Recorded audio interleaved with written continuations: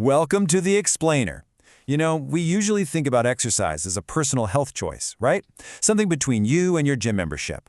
But what if the biggest impact of sitting still isn't on our waistlines, but on the entire global economy?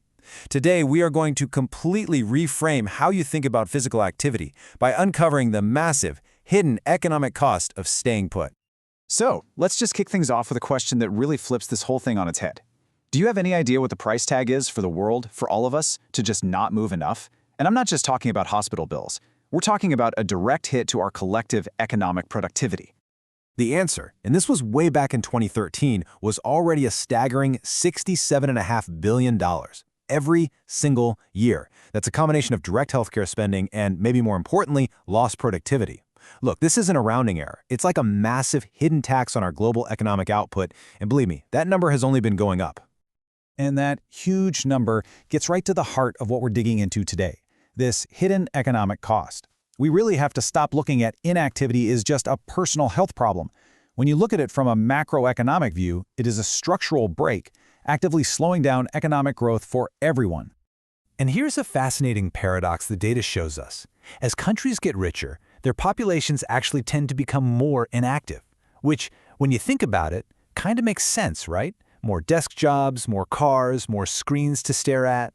The very things we see as signs of economic progress are creating this long-term economic drag that could end up undermining that very progress.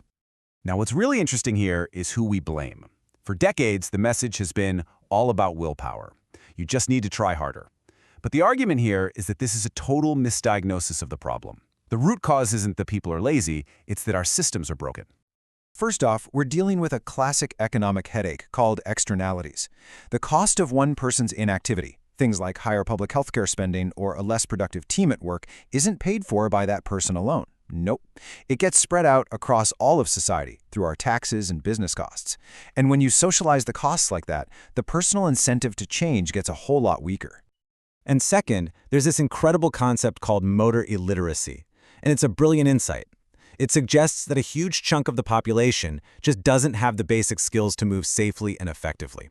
This isn't a motivation problem. It's a human capital deficit, just like not being able to read or do basic math. It's a skill gap. So here's the absolute key takeaway. We need a fundamental shift in how we think about this. The old way of doing things, running some info campaigns and basically blaming individuals for not having enough willpower, it has clearly failed. The evidence is pointing us toward a structural solution. Redesigning our cities, our workplaces, and our policies to make movement the easy default choice, not a daily battle. Okay, so let's break down exactly how inactivity acts like a brake on the economy. It's not just one thing, it's a double whammy, attacking our growth by eroding our productivity today and threatening our financial stability tomorrow. Just try to wrap your head around this projection. An extra $300 billion in healthcare costs are expected between 2020 and 2030. All from illnesses directly linked to inactivity. That's almost 500 million new cases of preventable diseases. That kind of financial pressure is just not sustainable for any health system, anywhere. And this might be the most surprising finding in all of the research. When you calculate the economic benefit of a more active population, where does the biggest gain actually come from? You'd probably guess it's all from saving money on healthcare. But you'd be wrong. A massive 70% of the economic upside comes from direct improvements in productivity and cognitive performance. This is what economists are now calling brain capital. Being inactive literally drains this capital, leading to shorter attention spans, memory problems, and worse emotional regulation. The flip side is that an active workforce is a smarter, more effective workforce. Studies have shown that active employees have absenteeism rates up to 25% lower. They're more focused, more resilient, and they're just better at their jobs. So if the problem is structural, the solutions have to be structural too. And the fantastic news here is that this isn't some theoretical puzzle we have to solve from scratch. We have a playbook of proven, real-world solutions that are already getting results. Take Sweden, for instance. Over there, doctors can literally write a prescription for physical activity. It's treated as a formal medical intervention, just like a pill, and it's built right into their national healthcare system. And the result? Sweden has the most active population in Europe, with 70% of its people exercising every week. Or let's look at Denmark, where they went right to the source, the workplace. By integrating short, structured exercise breaks into the paid workday, they saw a 13% drop in long-term sick leave. It just goes to show, when you remove a key barrier, in this case the classic "I don't have enough time," people will participate, and companies see a direct, measurable return. And then, of course, you have the Netherlands, which is just a masterclass in urban design. For decades, they've been building cities for people, not just for cars. The result is that over a quarter of all daily trips are made by bicycle. Physical activity isn't some chore you have to add to your to-do list, it's just how you get from A to B. So these real-world examples give us a really clear framework for success. Building a society of movement isn't about one magic policy. It rests on 4 connected pillars. You need innovative labor policies, human-centric urban design, an education system that teaches motor skills early, and a healthcare system that treats exercise like medicine. All of this leads to a very powerful conclusion.